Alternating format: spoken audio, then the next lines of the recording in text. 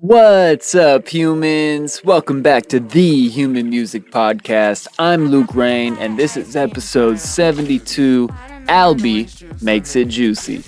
This week on the Human Music Podcast, we interviewed newly minted Dojo Blackbelt Alby, fresh off his really cute EP, a collab with vocalist Jassy. We asked about his songwriting process and sample selection, how he keeps a positive mind state with producing, what's his favorite track off his EP, and much more. Our song of the week, of course, is Juicy by Alby and Jassy. You can go down below to support that release. You can buy it on Beatport and help it hit the charts, or just support it on Apple Music, Spotify, SoundCloud, wherever you like to listen. We highly appreciate you. Go check it out, Alby and Jassy. Their whole EP is dope. Recommend you picking it up. Then also please support our sponsors, Dojo TV, where you can get free producer live stream classes from the Producer Dojo Senseis, and the weekly download, where you can learn from Il Gates in his private weekly group lessons and get access to over 250 more episodes in the archive for just $20 a month. And guest practices, where you can learn from Seth Drake at the Approach Institute. He's the best engineer we know, and your first class over there is free. Get more episodes, socials, and sample packs down at humanmusicpodcast.com. That's thehumanmusicpodcast.com.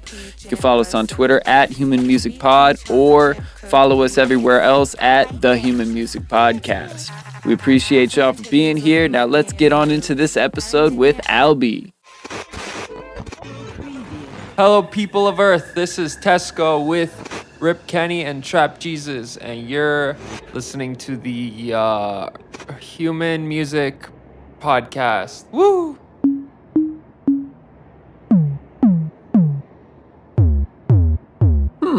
Human Music Podcast. I like it. What's up, humans? We are live on Dojo TV. Human Music Podcast, back at you with another one, and we have the one and only Alby, new black belt, kicking ass in the dojo. Just did a Dojo TV takeover recently and kicking all sorts of ass. What's good, Alby? What's up? What's going on? Super stoked to be here. Thanks for inviting me. Pumped to have you. Yeah, so yeah, man. Usually on these interview episodes, we just like to start with like your superhero origin story. How did you come to be the producer you are today? Like, what got you started? What were some pivotal moments along the way?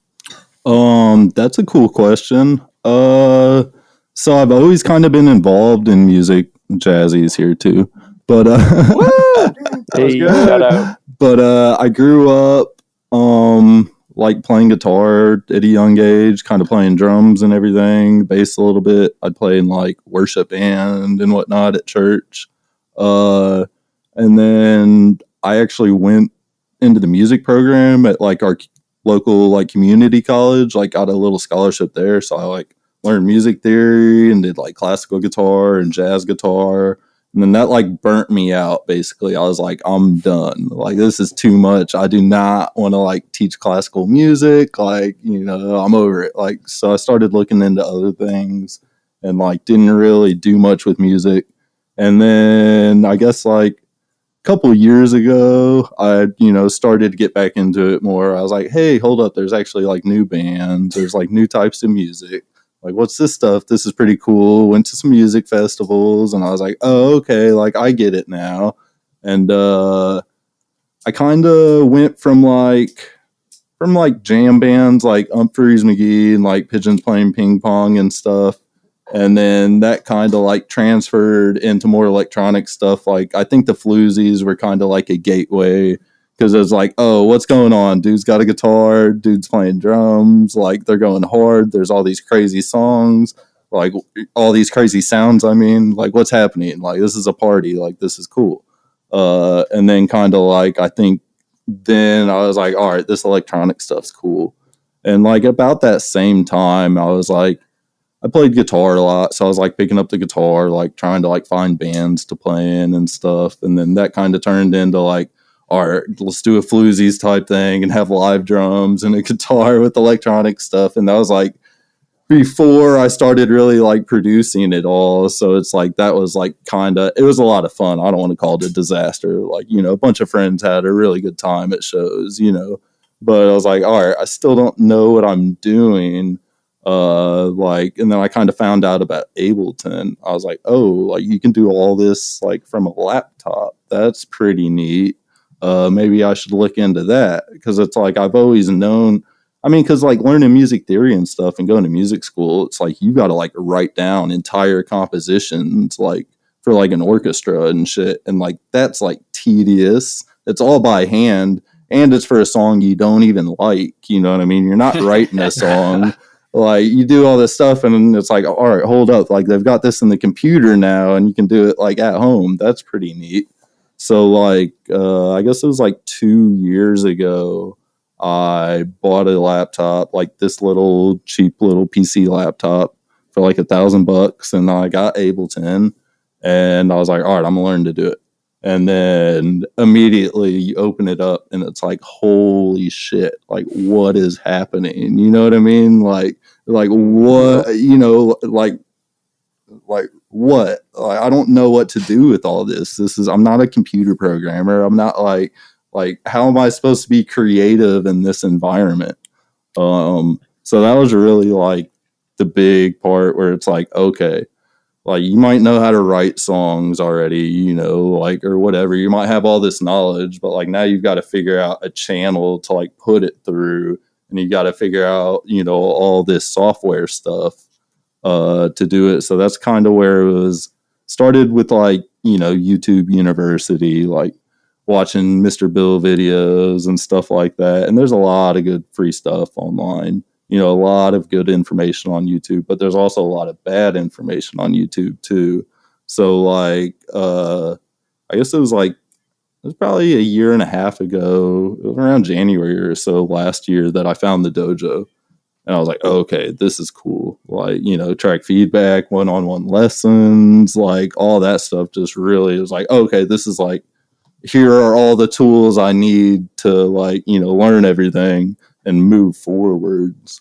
So that was like kind of how it happened, I guess. And then like once, I don't know, eventually once you get comfortable enough in Ableton and you just, once you know enough things that you can go into Ableton, sit down, write a song without ever getting stopped for something that's going to take 5 or 10 minutes for you to learn something or whatnot. Because it might be something simple and it might only take 30 seconds to do, but like it breaks your creative process completely. Mm-hmm. So it's like, and that line of thinking might not come back the same way later. So it's like, once I knew enough stuff, I was like, okay, this is cool. I can just like write music now. And then I guess we're kind of here now. Like as soon as I came into the dojo, of course, I was like, all right, there's like black belts. I got to be one of those, how do you do that? Oh, you got to release an EP. That's cool. Like that's something artists do, I think, maybe we'll do that. And then, yeah. So it feels like a pretty quick journey from like just learning the software and like how to use it to something that I would consider, like a pretty original style. Mm-hmm. When have you like from day one when you started working in the computer, did you always kind of have the same style that you do now, or is that something just evolved quickly? No, that came on its own. That came from stopping like for me, like not trying to emulate a style or try to do something. That was just me like playing around. Because originally I would like try to do these things, I'd try to do what this artist is doing, try to do what that artist is doing. But no, that the style of the EP, like I still don't think I fully comprehend what it is. I don't think I will for a couple years. But like, yeah, it all came in like, it kind of came in just naturally. Because I met Jassy and we started dating, and like 3 weeks later we started doing Poppin' Champagne. We started making that song, and I mean it kind of just came out of like the music we were listening to and just what we thought would sound cool. We were listening to a lot of hip hop and stuff. We were listening to a lot of pop music, And then I was listening to a lot of bass music, you know, and she'd listen to it with me a lot, you know. She's kind of like been learning what electronic music is through the whole like EP making process, which is fun. So this is like really the first project you guys have done together, yeah? Yeah, it's the first project she's ever done, really. She's never actually tried to record vocals or anything. I was just kind of like, I'd hear her singing along. Like, we'd listen to a lot of hip hop. She'd be rapping along, know every word. And I'm like, damn, that sounds tight. Like, you want to be on a song? Like, and she was like, yeah, I'd be down to try that. And then That's awesome. Yeah, I worked really hard to try to make it like easy on her and fun for her. And like, probably the first song I could have done a better job.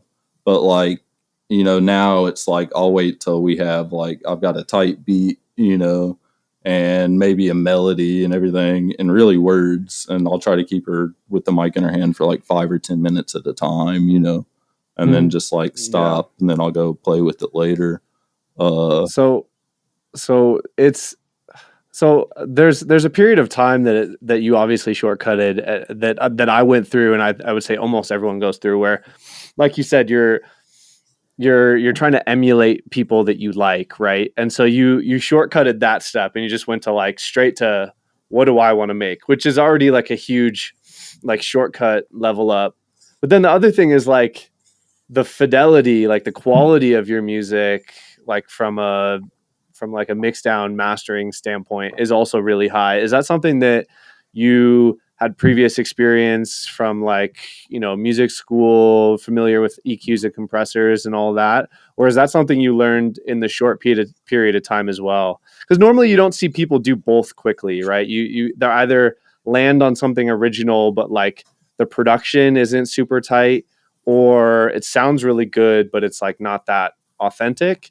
So I'm just curious what that journey was like for you as well.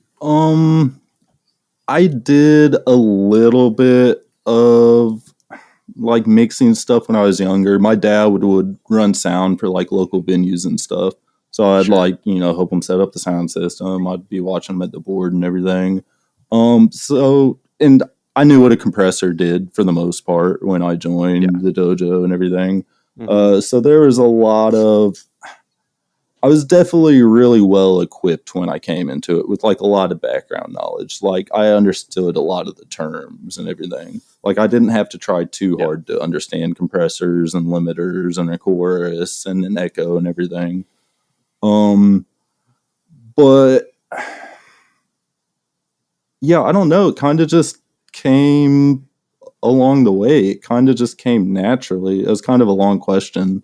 No, totally. And it's just trying to dissect, like, you know, how you got to this point so quickly. Cause I think a lot of people in the dojo. Oh, I didn't work much. I took on debt. Yeah. I just like didn't work at all. I really did.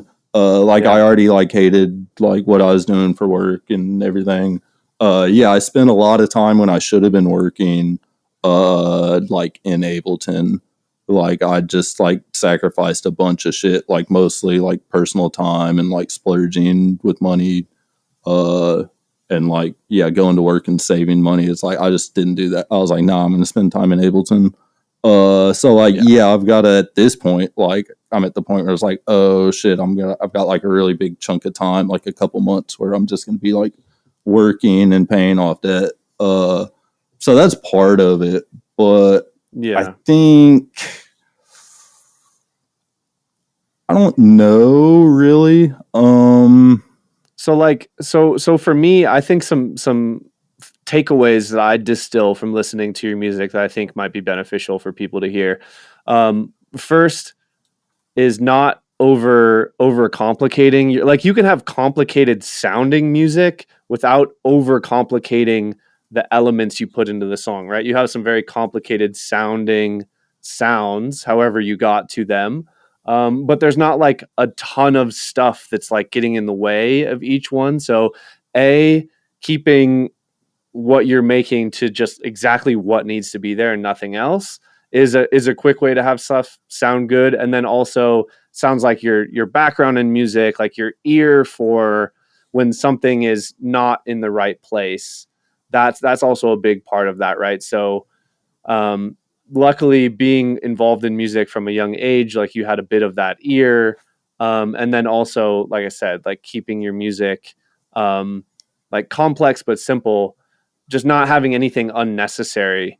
I think are two big things that I would say contribute to the like fidelity of your music, right? So for people listening, it takes time to get the ear, so don't worry about that. Just keep grinding, like spend more time working on music. It'll come naturally. But B, the thing that took me forever to learn is if like you start turning something down because you don't know if it should be there or not, just get rid of it, right? Because you probably don't need it.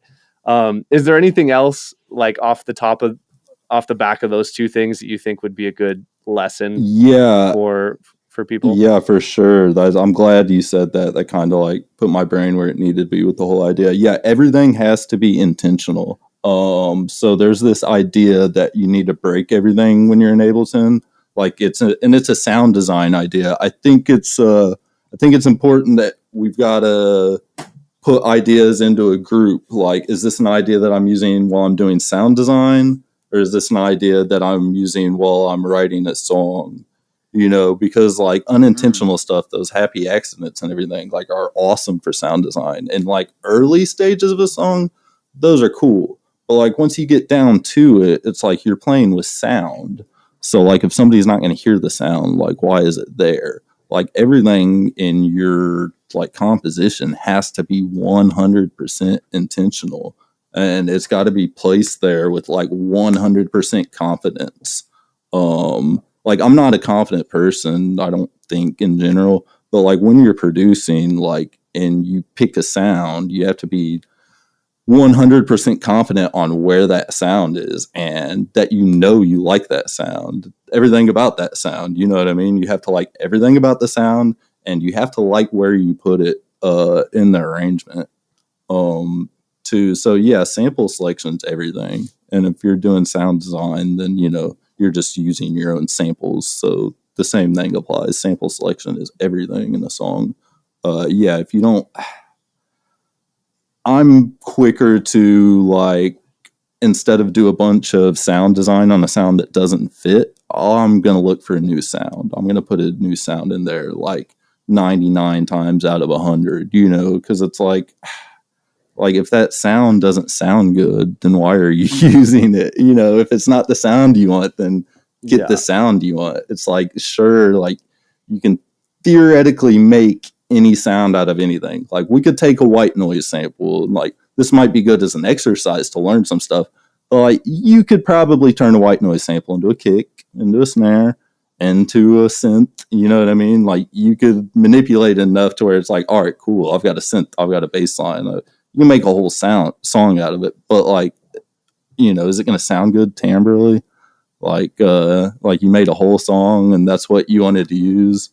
So yeah, being 100% intentional with stuff in your composition, in your arrangement, and yeah, having confidence with where you place things too is good, because then you're like, while you're writing, you're like, you know, you can you'll feel that confidence later, because in your head you've got weight on this beat, so you're writing weight there in your, you know, like you're writing from that. You know that weight carries from this kick to this snare like this, and you know that things are moving from there. So like you're confident that you've got these two really cool spots that goes from here to here, and then you move forward more from there.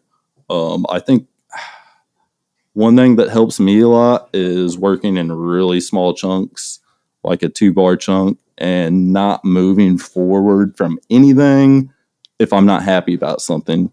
Like a lot of the beats I mess up or I don't come back to, it'll be because like I started to make something, and then say I get to the hi-hat and I put in a hi-hat like pattern and it doesn't sound exactly how I want to, but I can't figure it out, so I kind of move on, you know what I mean? And then I've got this weird rhythm that shouldn't be there, and then like I'm building these other things that I don't even know if they're quite there yet because that one thing's not there. And then you get these like you get this jumbled mess of like unintentional items in your arrangement, and it's like really 100%. Hard to like come back to that. So a lot of those beats I won't even like revisit. I'm much the same in that like I take extensive amounts of time to get what I have correct before moving on. And it's something that as I've gotten better as a producer, it takes more and more time in my writing process to get everything right as I go, as my bar gets higher for like what it should sound like, right? And so I noticed that like the front half of making a song has gotten like longer and longer and longer, like to get right. And then like the back half gets easier as I get better, because it's like I have more knowledge on like how to finish. And also if all the stuff is right already, like it doesn't take too much work or as much work to get it to the finish line, right? How long have you noticed that at all? Like how long would you say it usually takes you to make like a typical like rough draft of a song?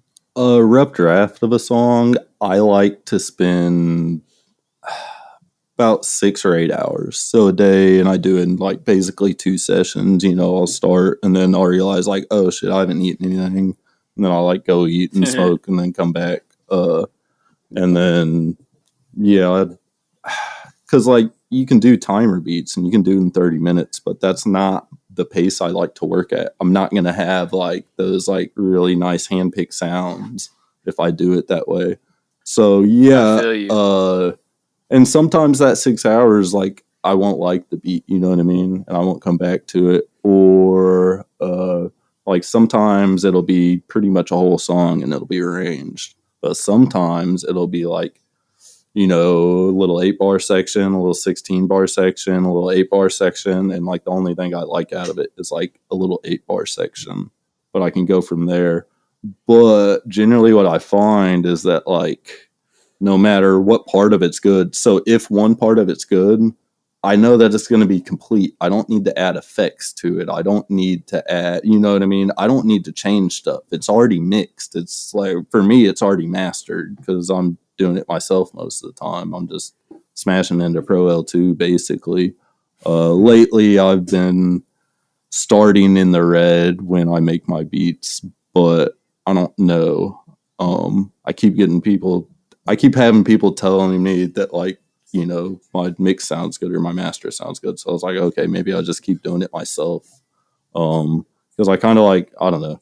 I found out from Mr. Bill that you can use Pro L2 and master your own music and render a master out of the same project file. And I was like, And then like I got into the habit of, while I'm working on a song, I like it to be commercial loudness pretty early, so usually in that 6-hour session, like it's usually a couple hours into it. I'm like, I wonder what this would sound like if it was mastered. And like everything's going to be mixed together because like it's part of that doing things intentionally thing. Like once you find a sound that you like the sound, it fits in the arrangement and this rhythm, this exact spot, you like how it, fits there exactly. It's like, you should put it there at the volume, like relative to the other ones. It should be mixed, already in my mind. So like generally when I do that, it's not a big thing. It's like, okay, here's a limiter, turn the gain up. Okay. Like check span, check spectrum. Like, all right, cool. It's up to mastering loudness, and theoretically, if you like all your sounds and you like how your sounds play together, you don't actually need anything else added to your song, to like, I mean, maybe those expensive compressors will make it sound better. I'm sure they probably would, but like, I don't know. That's where I'm at. Recently, I have started to start more with the like mixing in the red approach though. So like anybody listening, any new producers, like mix in the red while you write. Don't carelessly smack into limiters. But that's how I got my sound, is by doing that and writing basically at, like most of the stuff I write at, I'm pretty much always at like -7 LUFS, like while I'm in a beat. If it's a hip hop beat, maybe -8 LUFS or whatever, depending on what's in it. Like, or if it's a drop, like -5 LUFS. But I don't know. That's just me. If you're watching, don't do that. Mix in the red. Hits Mike. So I'm curious, like talking about the sound design a bit. there was quite a bit of like vocal manipulation and cool Yeah. stuff like that done, and I feel like that's very much like a sound designy aspect. I'm curious, like when it comes to fitting the vocals into the song, do you like get the whole beat done first and you lay the vocals on top? Do you come back to the beat after, do any additional production? And like how does that kind of fit in the process? And also, like, having gone through the process of writing the CP, do you find like you're getting to that part of the process earlier or later on, or like how is working together on this more like vocal based kind of music for that project kind of change the way that you approach music? Very early on, just as far as getting the vocals from Jassy, it's the same process. Like about the second song, we realized like, okay, if I'm doing this manipulating, of her vocal, like all the crazy stuff, like it really doesn't matter if her take is in key or on the beat at all. So like we can get that in one take if there's no pops or clicks. So generally we'll take 2 takes. And if I watch the waveform and like see that the waveform's good, like we'll just move on. So that's been like a really powerful tool to have in my back pocket, because I know that it only takes 5 minutes to do like a song. If we're going to do like longer bars and everything, then okay, 20 minutes, 30 minutes, like even this It's making me rethink my whole life right now. Dude, just I'm hearing that. seriously. Well- Oh my god, there's so much beauty in the simplicity of like everything. Like we're like asking you about all of these different aspects of production, and you're just like, no, it's really simpler than that. It's like it's awesome how easy you make it sound. Yeah, that I had to. I wouldn't have gotten it done. You have to like really like you got to grab all your tools, see what's around there, and be like, okay, what do I want to do? It's like, okay, do I want to write some music? What's the easiest way to do that? What am I capable of doing right now? And side note, really quick, when you go in to write a song, like for anybody listening, like you're not a student anymore. Like if you're a student in the dojo, like cool, like you're gonna get better. But like when you go in to write a song, like you are not a student. You are like all of your skills, like from your whole life, like things that have to do with music, things that have to do without music, jobs you've worked, school you've gone to, relationships you've had, like all those experiences are just like tools in your belt. Like you are not a student. You are not learning anything. Like when you go to write a song, like you've got to be like just 100% confident, like 100% you, 100% intentional with everything you do. And then like, sure, like things like if you don't know how to mix, that's going to show when you do that.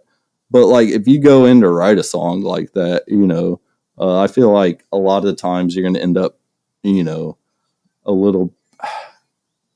a little bit harder when you're first starting out, but like just use the tools and like get the job done. Like it's not starting out, it's not going to represent 100% what you tried to do. Like even once you get really good at it, like the song that you make probably isn't going to 100% represent what you were trying to do at all. Like it kind of takes its own direction a lot of times.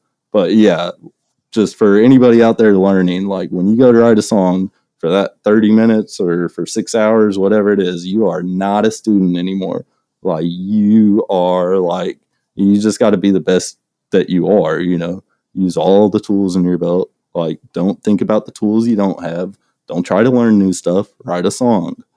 Like, don't. I really like that. I love that. That's such good advice. I mean, speaking from my own personal experience, that's something that I wish someone would have told me so much sooner. Because I probably spent like 3-4 years, like still not like when I went to write a song, still not being like 100% confident in my choices. Like, and even to this day, when I'm mixing something, I A/B like 6 different ways of like processing it just to see like which one do I really think is better. And it's helpful, but also just hinders, right? Because it's almost better to just be 100% confident in your choices. Like, yeah, that sounds good. Move on. Not like, could it sound 5% better?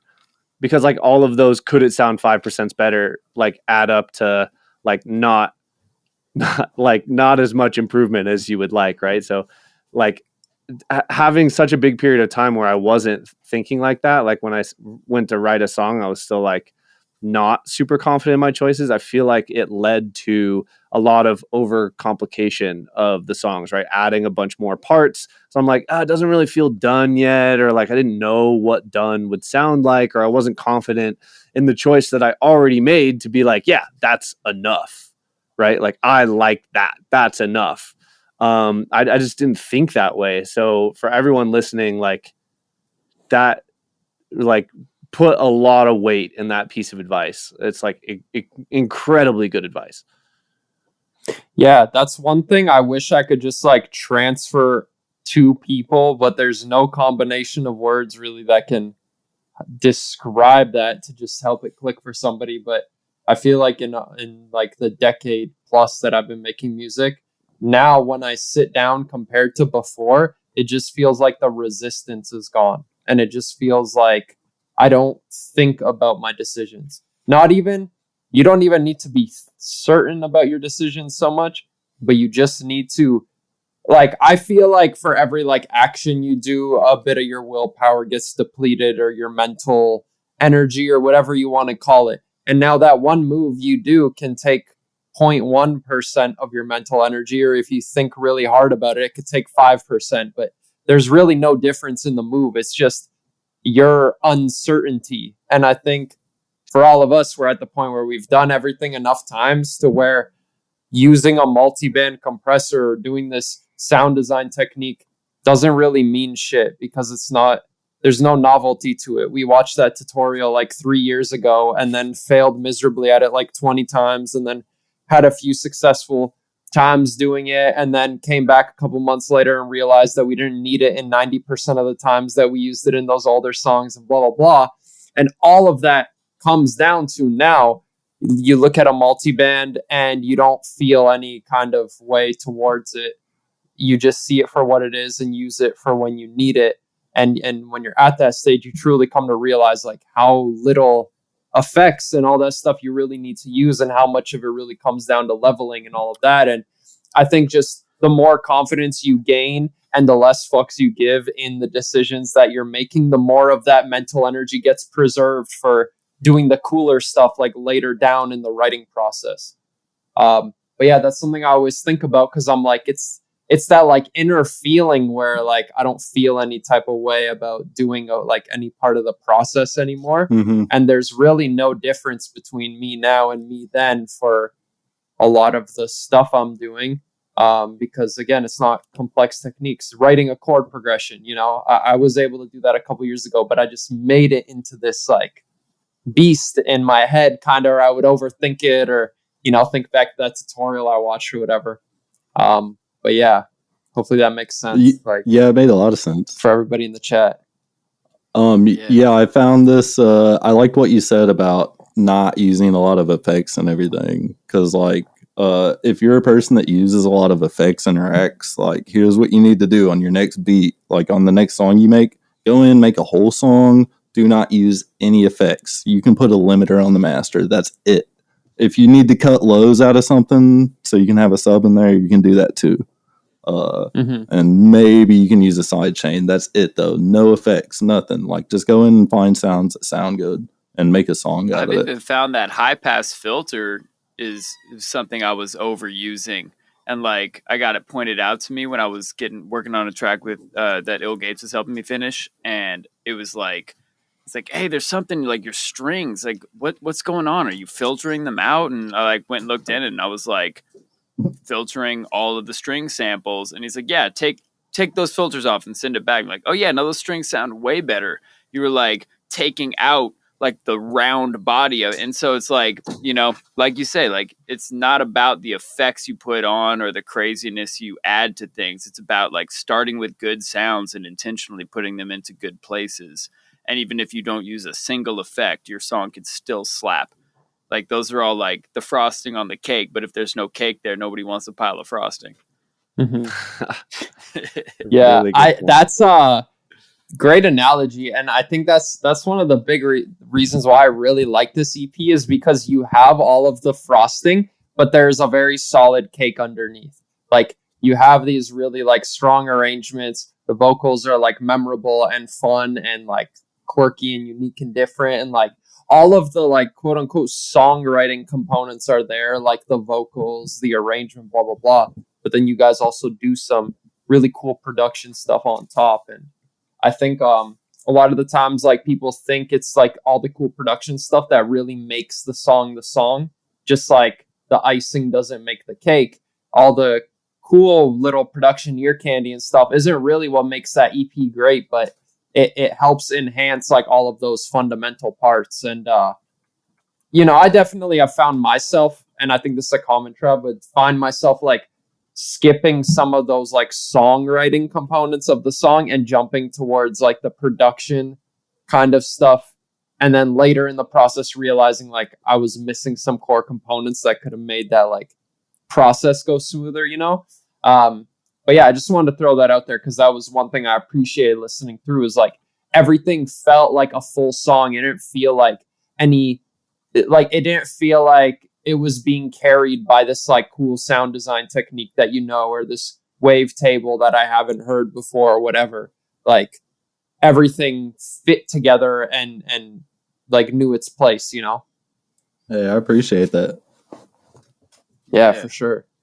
Yo, something we were talking about a second ago hit me. Like you were talking about how, you know, you want to take the time in the writing process to make sure the sounds are in the right place, and how timer beats, you know, weren't really doing that for you because, you know, you're feeling rushed and you didn't get that. But you were also saying about the confidence it takes to move forward with your writing decisions. And it's interesting because, like, for me, before I did a bunch of timer beats, I felt a lack of that confidence. I was always second, third, fourth guessing every decision I made.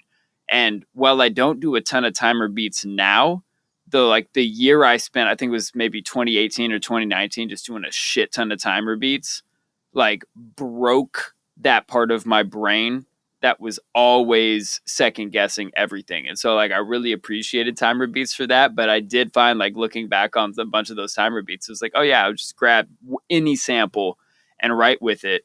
And probably more than half the time I'm sitting there like at the end of the process, like, yeah, but fuck, now I got to replace a bunch of these sounds. So I'm just going to abandon the whole song instead. Yeah. So I think finding that balance there, like finding the way to gain that confidence, while at the same time giving yourself the time and space. And maybe that is about like separating those times. Like you said, spending a bunch of time on Splice, really listening to a ton of samples and only keeping the ones you're absolutely floored by.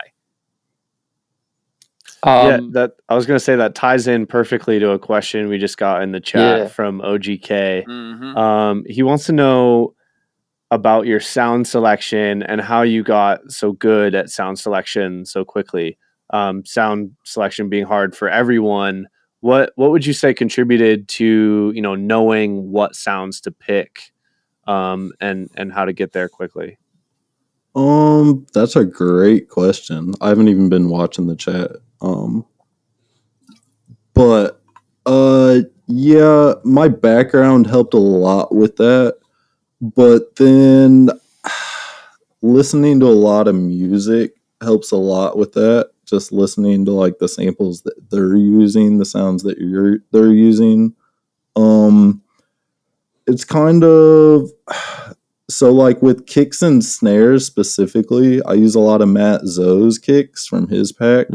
Fire pack. Yeah, usually once you find, so kind of the way I've felt that it happens is like from doing that.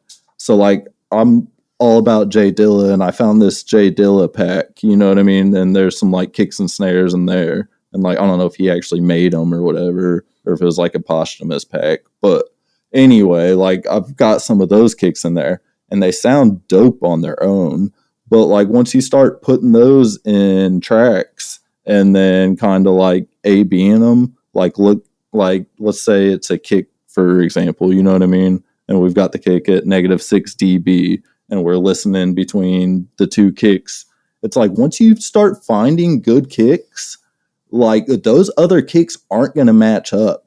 Like you take any of those Matt Zoe kicks, put them at -6 dB, and then put them against any of those J Dilla kicks, those J Dilla kicks are not going to work for hardly anything. Probably not a hip hop tune either. Like, unless you need a really small kick, it's like, so like you'll start to get to points like that where you start going through a lot of samples and then you start comparing them to like other similar samples and you're like, okay, it's like that sample really doesn't hold up.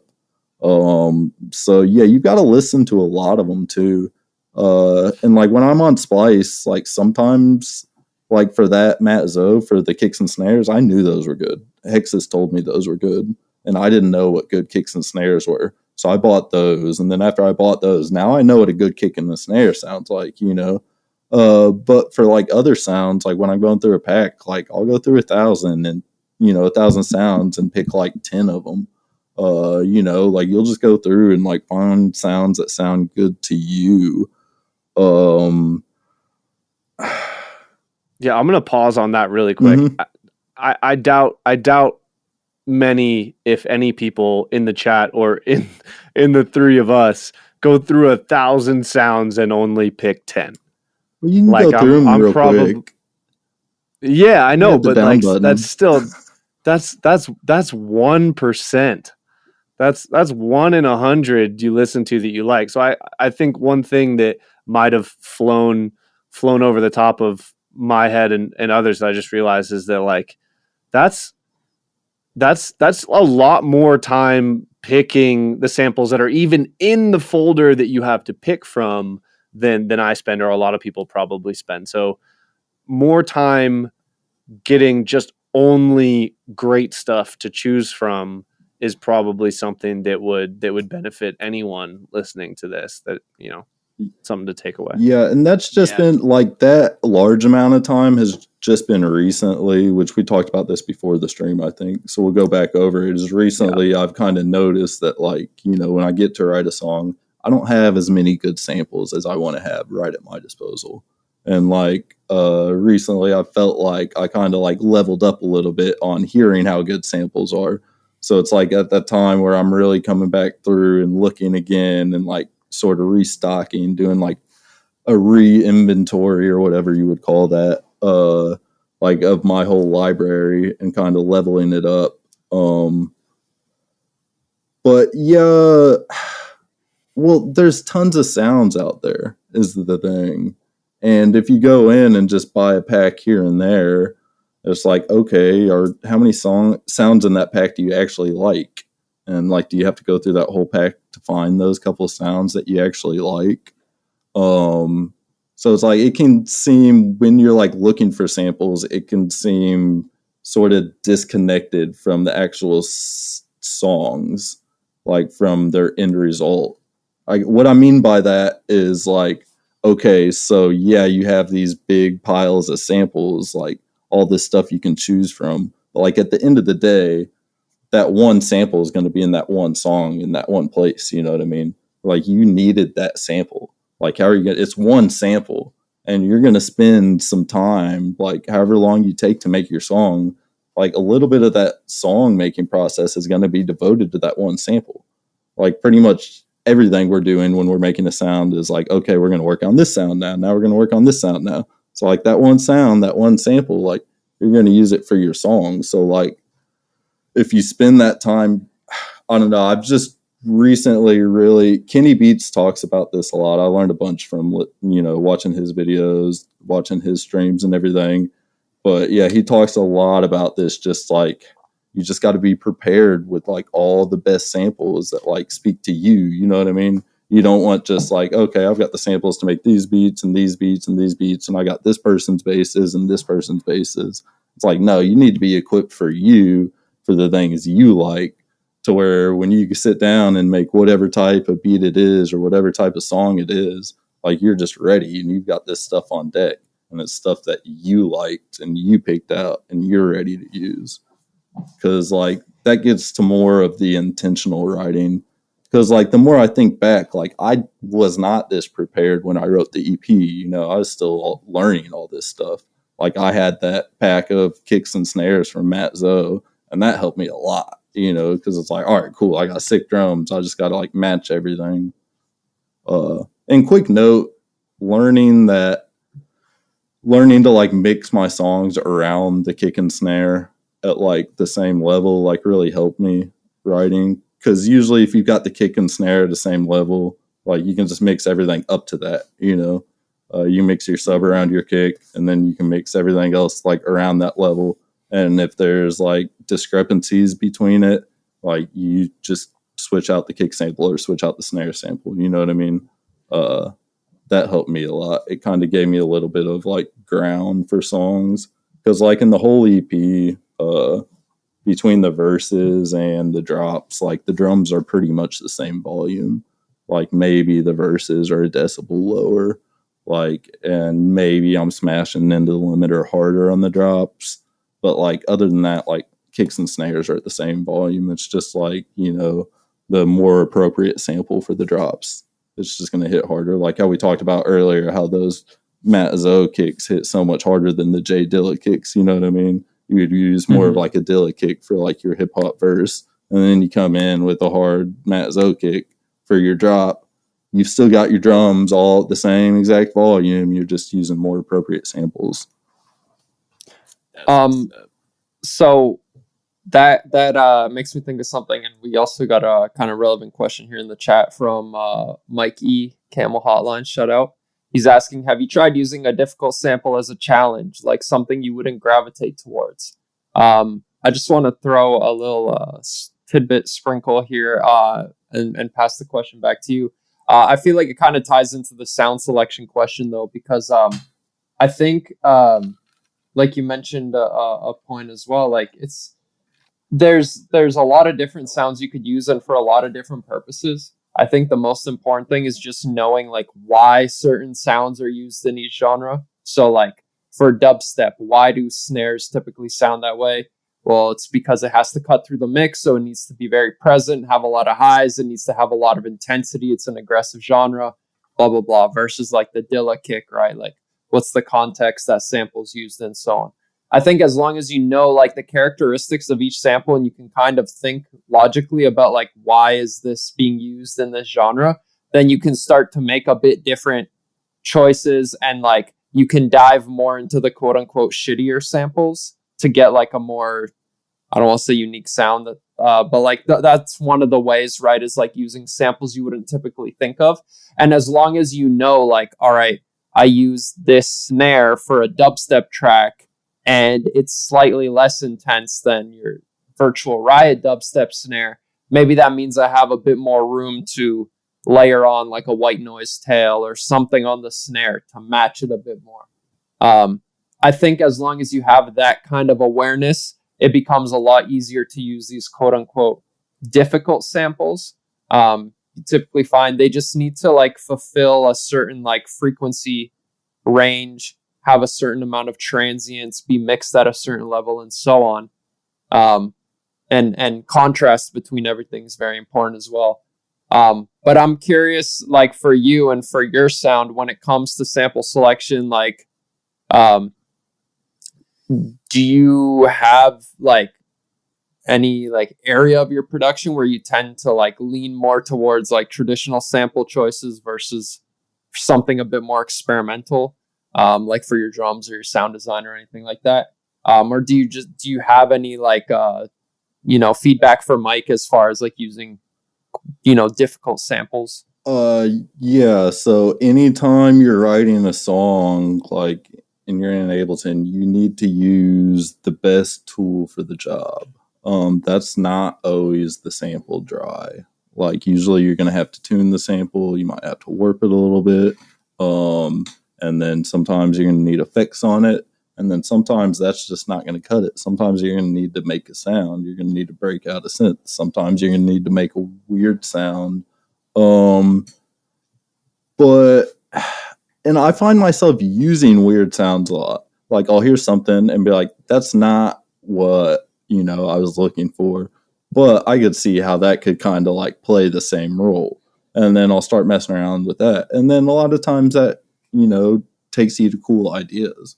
Because, like, this whole process of being intentional and confident and everything, like, it's not all like, okay, we're writing a song. I need a kick. Here's my perfect kick. Found it. need a snare. Here's my perfect snare found. You know what I mean? Oh, we got a banger. It's 8 minutes later. You know what I mean? Yeah. Like there's a lot of playing around with sounds. Like a lot of times when you're like tuning things around or listening to the sample or like duplicating things over, like you'll make a mistake and you're like, okay, that's cool.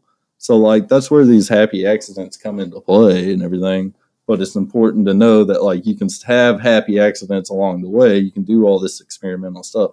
You can still do sound design, but like you've got to like keep moving forward. You know what I mean? Once you do all that, it's still got to be intentional.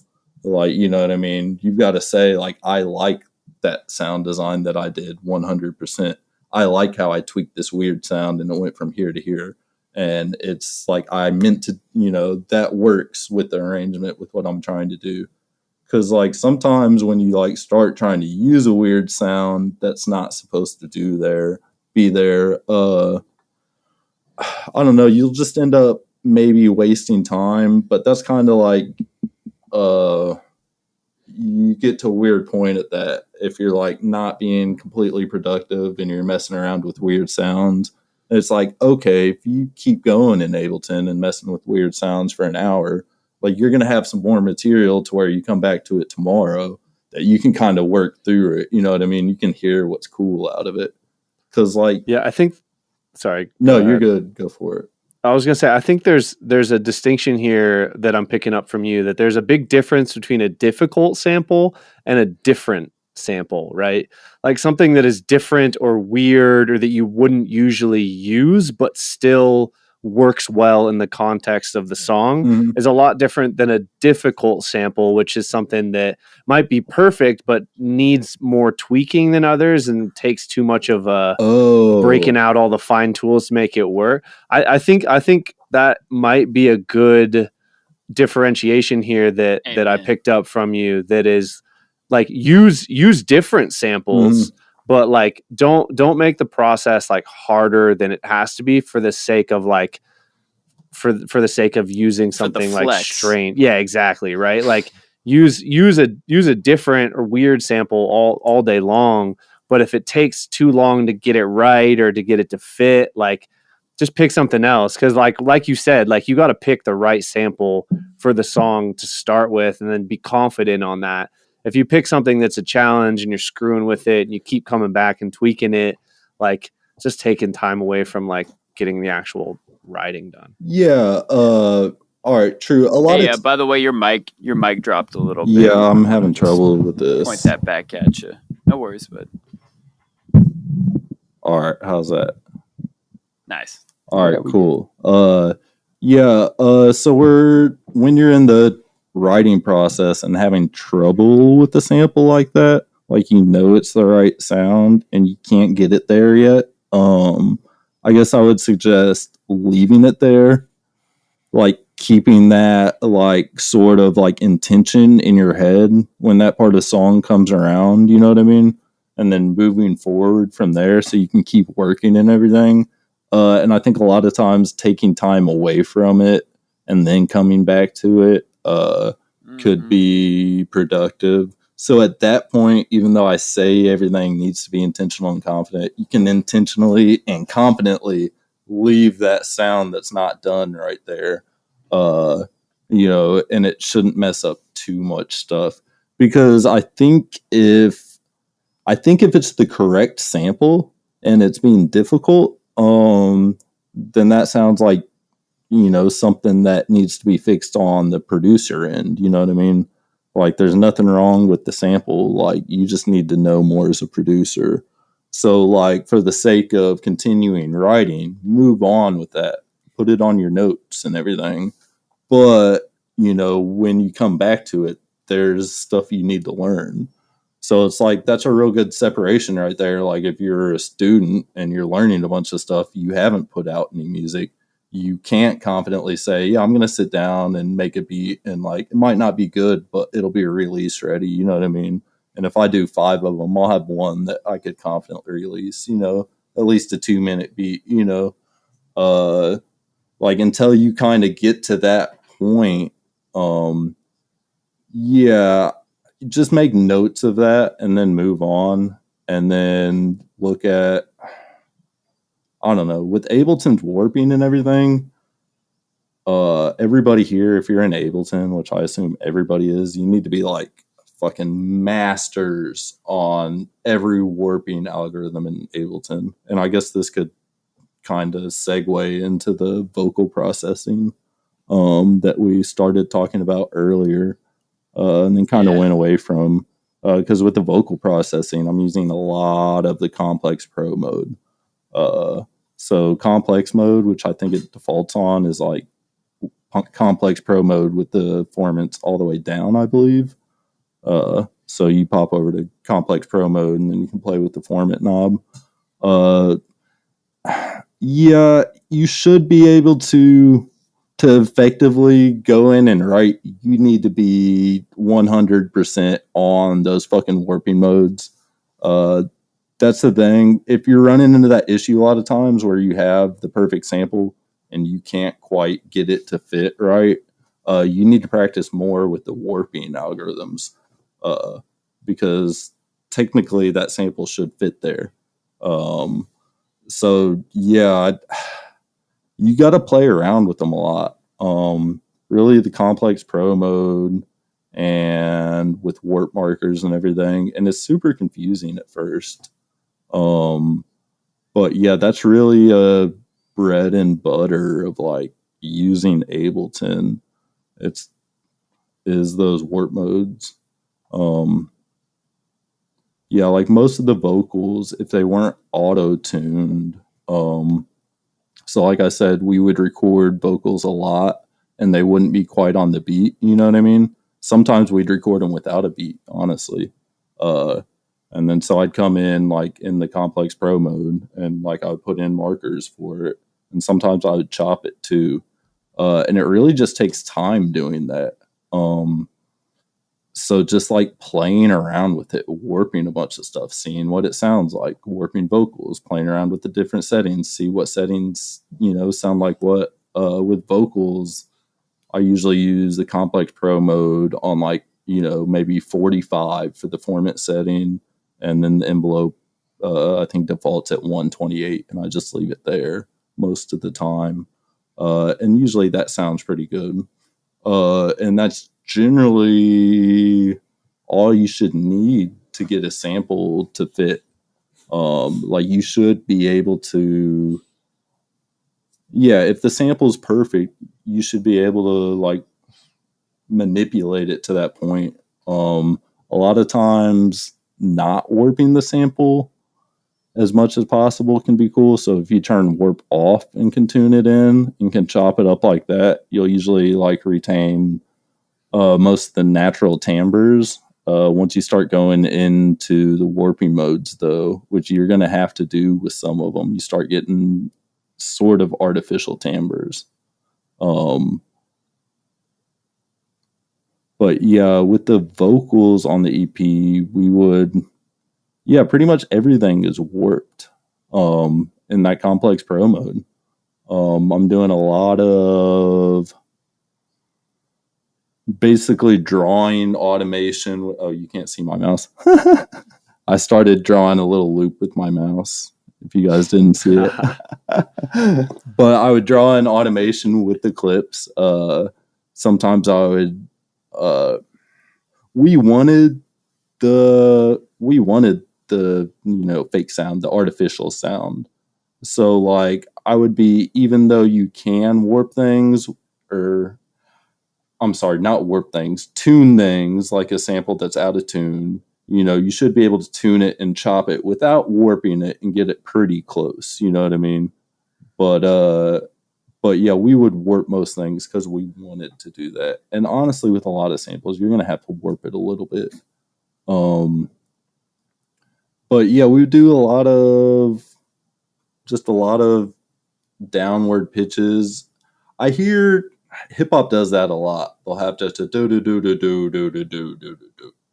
come down with it. It's really like sort of monotonous, but it just kind of flows down with the pitch throughout the thing. So we would start doing things like that, and then we start doing like chopping out little chunks of it. You know what I mean? This little chunk here will be like low, and then this little chunk here will be high. Yeah, that's cool. Keeps it super fresh. Yeah, it was interesting. And when doing that, it's the same process as like writing a drop, like checkerboarding a drop. You know what I mean? It's like, okay, we went down on this one. Like, this needs resolution. Something has to go up. You know what I mean? We did this one for this way. We got to do, this one this way. And then, everything kind of needs its balance. So yeah, with like writing the vocals, like, I mean, rhythmically for writing the vocals and doing the spots, it's exactly like checkerboarding a drop, honestly. Like, it's exactly like it. You've got this little section and then you do it again and it kind of changes on the melody. Then you do the first one again and then you have this last one that kind of comes, full circle. So with the like tuning of the vocals and the manipulation of it, I would kind of do it the same way. It's like, all right, we got this first one, we'll kind of go like this. The next one will kind of go like this. The third one will kind of repeat the first one, and then the fourth one will kind of bring it all home. So, that PVRD. Yeah, exactly. Mm-hmm. Yeah, so you start seeing like, I don't know, you start seeing like fractalizations of like these ideas of arranging and like checkerboarding and sequencing like pop up pretty much everywhere in your songs, Totally. But yeah, we do a lot of warping with that. And then when we weren't doing just the natural ones, we would use Autotuna, which is a free Max for Live plugin. This is a really shitty auto-tune.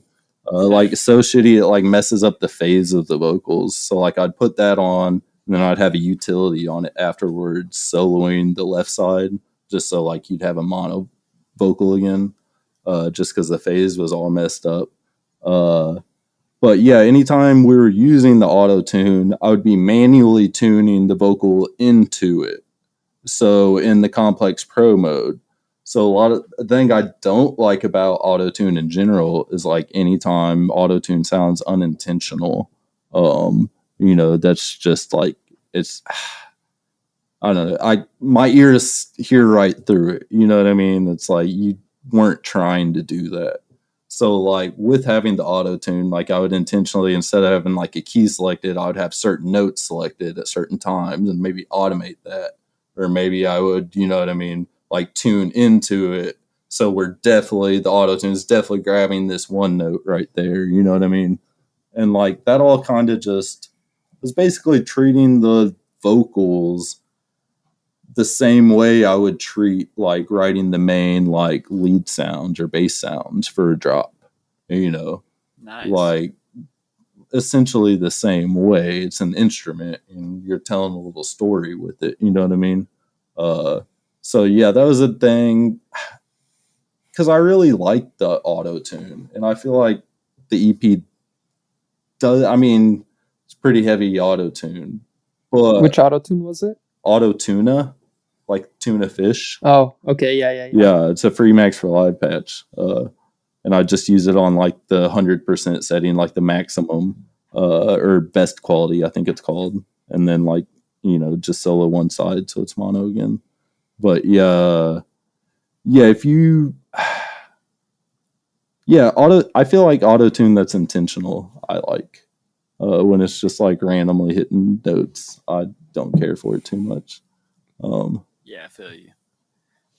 You're talking about, writing a vocal and processing it like you would a melody or a bass line. And that lines up with the question we got from OGK, who's curious if you write like your drums first or if you write your leads first. Oh,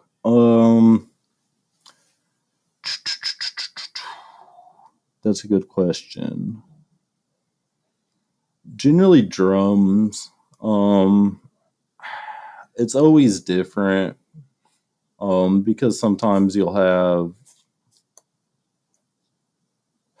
actually I guess I do normally start with, so a lot of times how I'm starting with my drums is I'll have a kick on one and then my two snares and I won't have any fill kicks past that.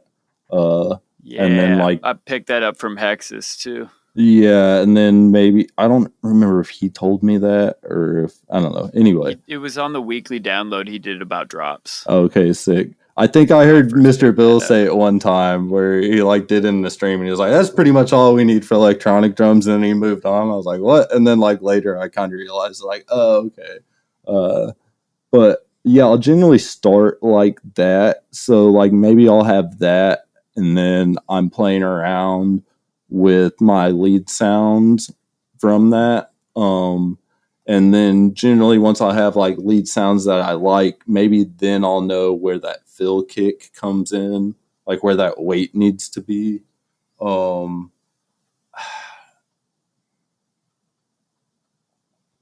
yeah, So probably drums first. The simpler part of your drums Yeah. first, and then add the complexity to it once you know what the section's doing. Yeah, a better answer is that I don't know and that it's always different. I think that's a perfectly fine answer. I don't think we got to stick to any one approach to order of operations. You know, this ain't algebra out here. It's songwriting. We get a little more creative license, right? Yeah, and kicks and snares hold a lot of weight too. So it's like, I don't know. For me, I like to, once I'm writing leads for a drop or whatever, like I guess it's not that important if it's like, you know, an intro section or chill section, but like for a drop, it's like I know there's going to be a heavy kick there on that downbeat. I know there's going to be these snares there that hold a certain amount of weight.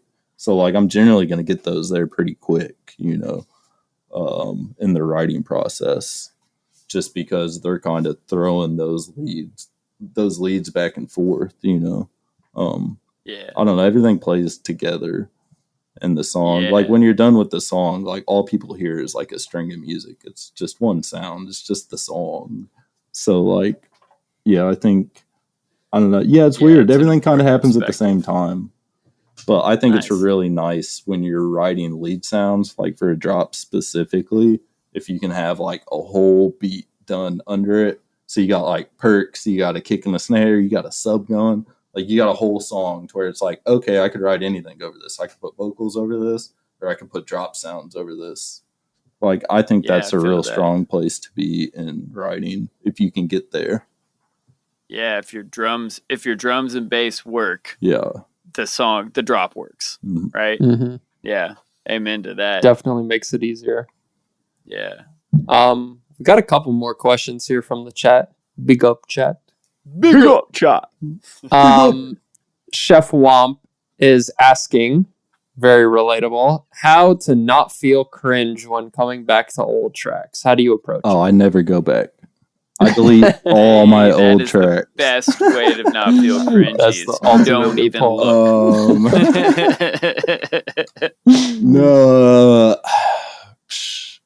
Yeah, I deleted a lot of old stuff. Like a lot of my timer beats I deleted. Some of my timer beats I would delete right after I made them. I don't know, because right now I'm at the point where I'll listen to my Dojo EP and like I'll cringe about it a little bit. Just because it's like, I don't know, I think as an artist, like you always go through those things. Like you always have to be questioning yourself, you know what I mean? And like, so maybe it's a subconscious thing where it's like, okay, I know my second EP is going to be better, so I should like try to top my first one a little bit, you know?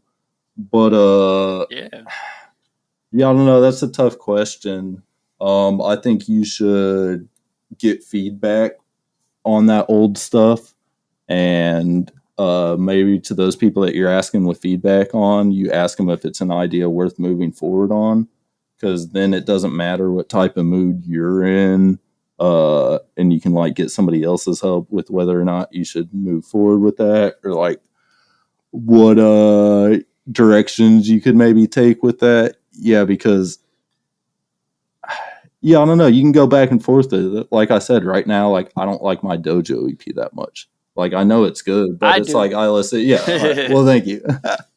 But it's like, and that's released music. So yeah, with other songs, I go back to I don't know, and I leave a lot of old stuff behind because I think that like you can like re-listen to it and get feedback on it, send it to people for feedback still, you know what I mean? Like get that knowledge of like what's wrong with it and everything. And once you have that list of things and that knowledge, you can like mentally process all of that without actually going back to the song. And then that next song you write, you're going to have all those skills still, you know what I mean? Yeah. But yeah, I would get another ear on your stuff with it. Cause like, sorry, Ethan, like that's just like being a musician. Like you're going to think your shit sucks sometimes. So like, and I find for anyone, like the cream rises to the top, right? Like if you're working on something and like the general idea that you started with is so good that you're like, oh my God, like I can't wait to like have this full song done. Like this is going to be so sick. And then like you hit a roadblock, like that is one that you would want to send for feedback, be like, what's not working here? But then there's also beats where you're like, I like a lot of this and I don't know what's wrong with it, but I like a lot of it. Like that's the one that you're probably not going to finish that one, and probably for good reason, right? Like if there's something really good about it, like you'll think about it later, like 6 months down the line, you'll be like, oh yeah, that it'll just pop into your head. You'll be like, oh man, I really need to finish that one. And those are the ones like, yeah, like exactly like you said, reach out to someone, get some other ears on it, get some direction on what to start working on to get back into it. But yeah, normally I find that the cream rises to the top. Yeah, and what you said a minute ago was so powerful, and I think it bears repeating. Like, ask if this is even a song you should move forward with at a certain point. Like, when we're first beginning, yeah, just make something. Just get out of your own way and just make shit. And then most of those tracks aren't going to come out, and that's great. But when you're like getting to the point where you're releasing music, having somebody to bounce shit off of, like, hey, I've got these 10 tracks I've been working on the last couple months. Which ones of them work? And having somebody you trust just be like, yo, these 3 are it, and those 7 you can let go is so powerful, because then instead of having 10 songs to work on, you've got 3 songs to work on and a bunch of brain space to write another one. Yeah, for sure. When you post tracks for that sort of feedback, make sure you make a note of that to them. Like, make sure you let them know. And I'm going through stuff. Like, is this something that's worth me spending 40 more hours on? You know what I mean? Like, let it, you know, it's like, it's because if not, cool, I can make another beat like this in an hour. Easy. Like, done it before. I know you can make a beat like, you know, you can make beats quick, Ethan. Like, so like when you do that, it's not like, you know, yeah, definitely make a note of that when you drop a track for that sort of feedback. But yeah, that's super like useful feedback. I'm going to be doing with that with some of my tracks here soon.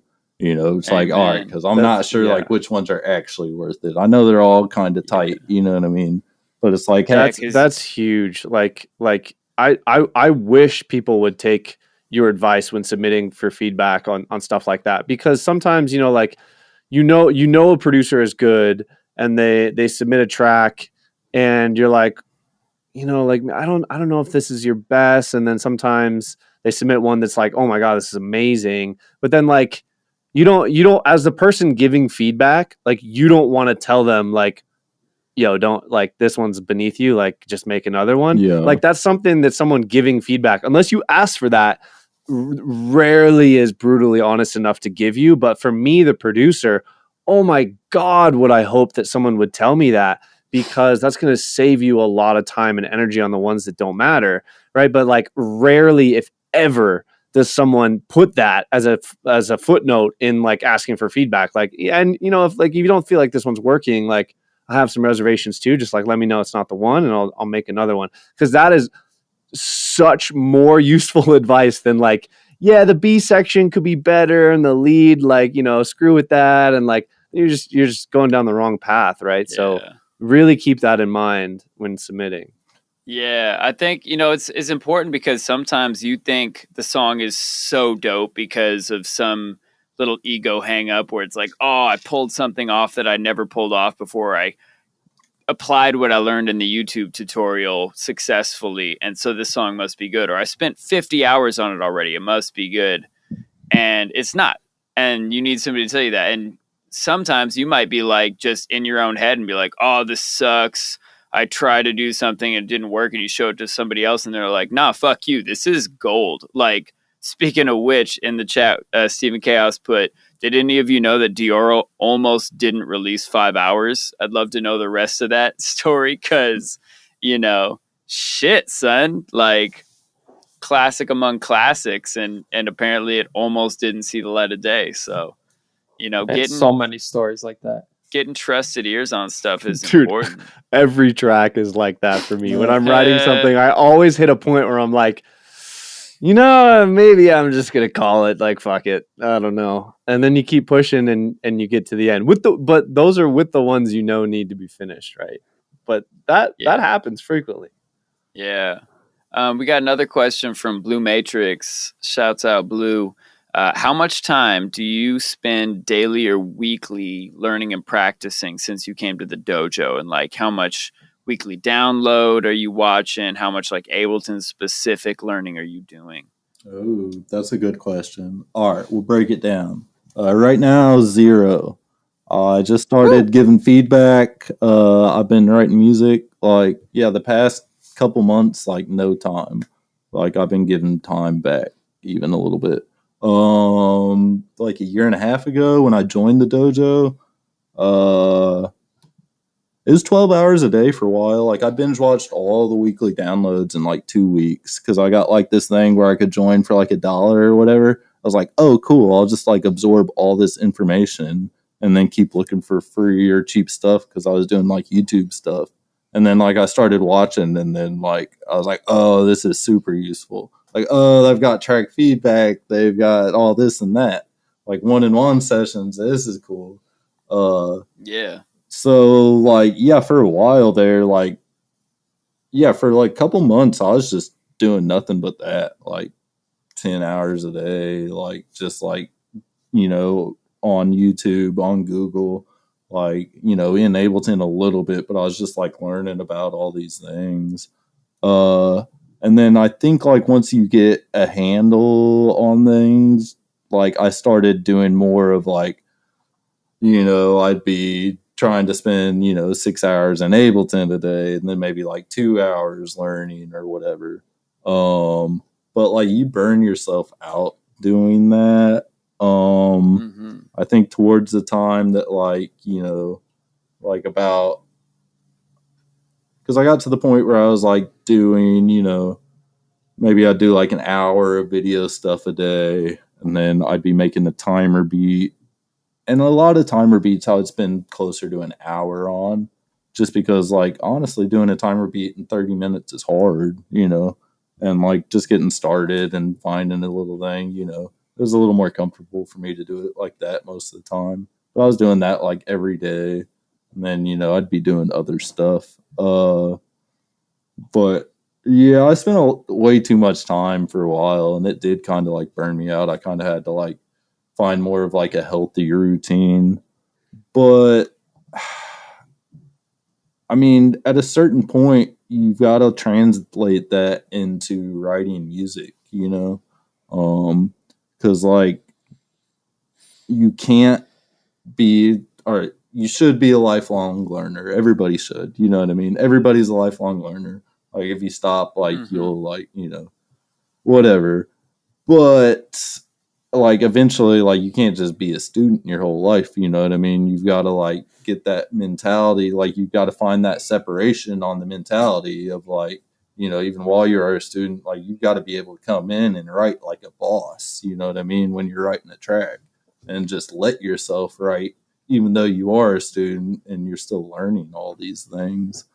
But yeah, I think that slowly just translates into spending more and more time from not watching videos to okay, we're spending time in Ableton and I'm actually getting hands-on experience. And then, I don't know, you've got to get feedback on all that experience, because otherwise you're just sitting in Ableton for 6 hours a day and you don't know what you're doing. You know what I mean? You might not be getting much done. You don't know if the tracks you're making are good,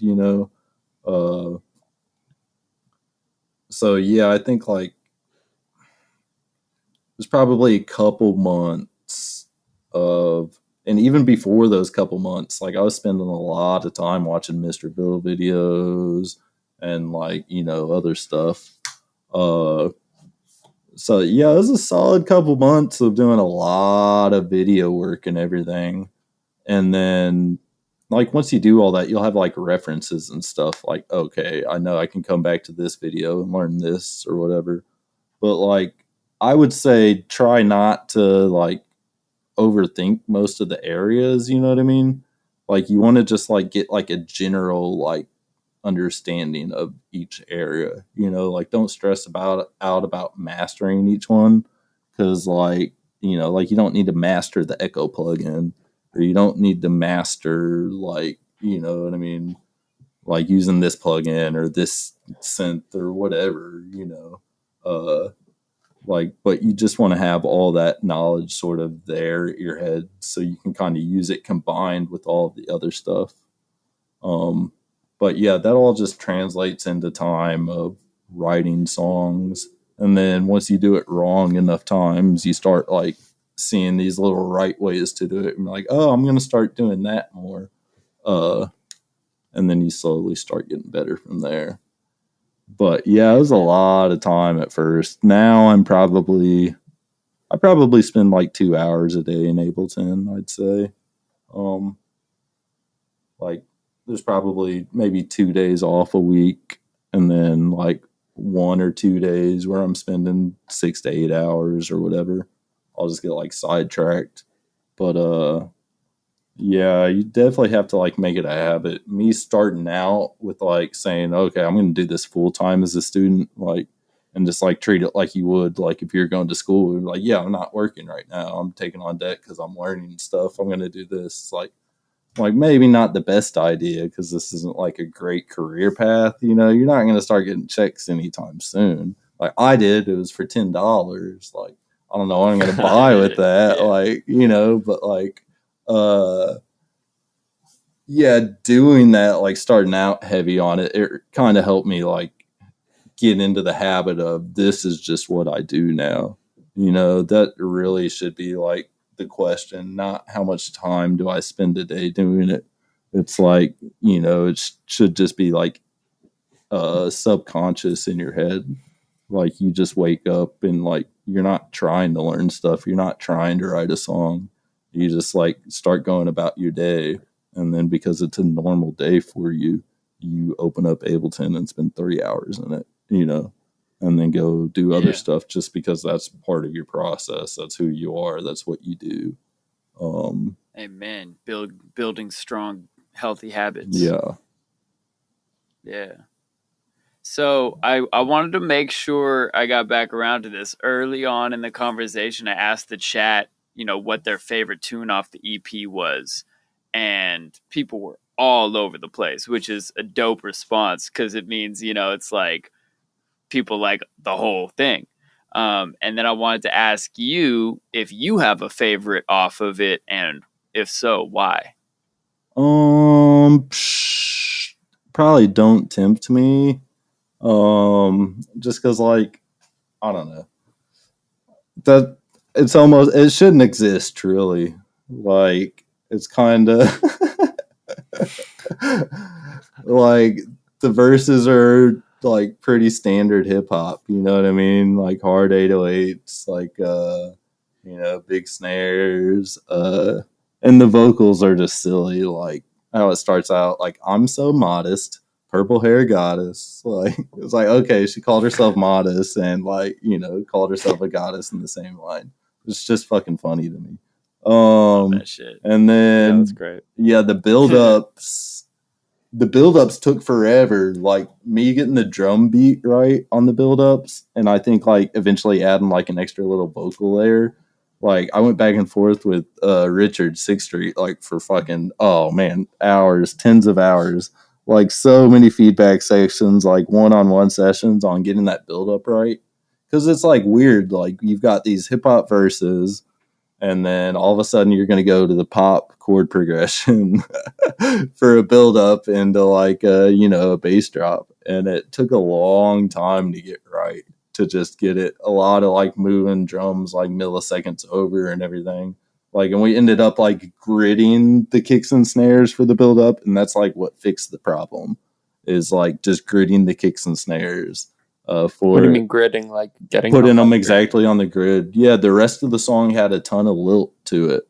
Like, yeah, all the drums are like way off the grid. But yeah, for the build up, that was like the final thing that like brought it together, is just putting the drums on the grid for that one part. But yeah, and then it drops, and it's like, I don't know. The drops are like stupid, but they have me nod my head. But I don't know. That's probably my favorite song on it. Nice. Yeah. Any like final like words of wisdom, something you want to leave all the humans with? Any advice that's been killer to you, or anything you want to shout out? I feel like we covered a lot of stuff already. We sure I did. mean, if nothing else, before we started the podcast, you had some words on like being genuine and like your process for coming up with your own style, or just not caring and just making what you wanted to make. I feel like that would be a good place to leave it as well. True, yeah. So right before we were talking, he said that like my EP sounded really like original, which I thought was funny because like when Headbang Society did their like write up on Poppin' Champagne, they also had said that like, oh, the sound design in this is crazy. This is so original. We've never heard this before. And in my head, I'm like, okay, these are all splice samples. Like I didn't make any of these sounds, and then, yeah, it comes down to like when you're writing, just using all the influences that you have from other people as little tools in your pocket, and just being yourself and being confident as yourself and intentional as yourself in the writing process, to where it's like, okay, we get to this point and, I want to use like this part sounds like, G Jones might do this, and he would have a little cool fill in there. And then you can kind of use that and then put in your little G Jones bass or sound or whatever part, and then come back to what you're doing. Whereas if you go in and just try to make a G Jones song, and try to be G Jones, like you're not exactly going to be, the most creative as you could be. That's not going to come off as you. That's going to come off as you trying to make a G Jones song. Whereas you, as a producer, as an artist, and as a G Jones fan who's listened to all this crazy music by G Jones, you know what I mean? Like all this cool shit, instead of writing a song and trying to say, okay, I'm going to be him, you use all that knowledge you have from listening to all that cool music. And, you just use that while you're writing. And if that's an appropriate tool to take, is saying, okay, he might do this here, or a sound like, this that he uses might be cool here. That's going to let you kind of use your influences to your own creative advantage instead of just coming in and emulating them. And we also kind of mentioned how doing the arrangement exercise on a G Jones song, if you're not comfortable with making that type of music yet, that's a great way to learn. Go in, do the arrangement exercise on a G Jones song, like make that exact song. That's not going to be the most creative thing for you to do, but you're going to learn a lot about it. Like we were talking about how I've been making Burna Boy beats lately, like Afro beats, like 100 BPM, like eighth note or dotted eighth note snares, sometimes 4 to the floor. It's like, I just haven't done that yet. So like what I've been doing is pretty much the arrangement exercise, not exactly, but like I've been going in and trying to make a beat that Burna Boy would rap on, you know what I mean? And like, that's been really helpful for me to learn. But like, that's not what's going to be used when I go in and write my own music. Like when I write my own music, it's going to be that sort of subconscious, like inherent knowledge from doing that. That's just going to give me more tools in my belt to use when I write my own music. Amen. Yep. Yeah, well said. Cool. All right. Yeah, let the people know where they can follow you online and where they can find you. Yeah, I am everywhere at Alby Bass Music. Alby Bass Music. All Go one word? follow the man. All one word. Cool. Here, I'll put it in the chat. Yeah, drop that in the chat. We'll have that in the podcast notes as well. Yeah, man. Thank you so much for being here. We really appreciate you, Alby. Thanks for taking the time and kicking it with us. Thanks to the whole chat. Big up, chat. Big up, chat. And big up, yeah, Alby. big up, Alby, for sure. Until next time, humans, peace. Deuces. And peace among worlds.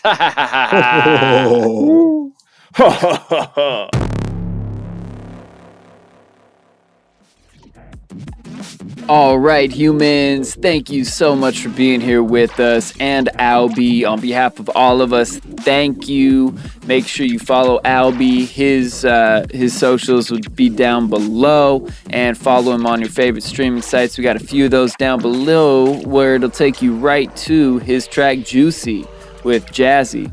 And then support our sponsors, Dojo TV, where you can get free producer live stream classes from the Producer Dojo Senseis. We even recorded this episode live over there, and you can get in the Discord chat and ask questions. It's a great time. Highly recommend it. And it's free. Why not?